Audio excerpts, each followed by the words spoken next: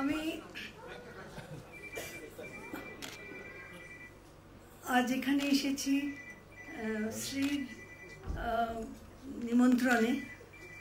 নিমন্ত্রণই বলবো।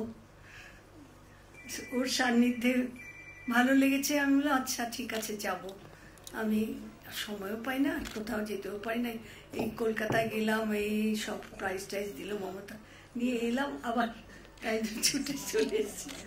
যাকগে সেসব কথা।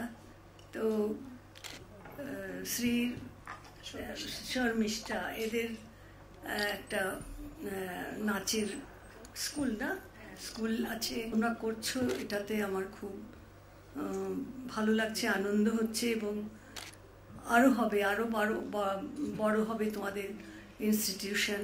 হৃদয়ে বাংলা। হ্যাঁ, প্রবাসী বাঙালিদেরকে একত্রে, হ্যাঁ সেটাই, প্রবাসী বাঙালিদের তুমি ভালো জিনিসটা দেখাচ্ছ, তারা দেখতে পাচ্ছেন, আরও আশা করবেন ভালো করবে তোমরা। যাই হোক, আমার অনেক শুভেচ্ছা, অনেক ভালোবাসা তোমাদের জন্য রইল। তোমরা সবাই ভালো থাকো এবং অনেক অনেক ভালো কাজ করো।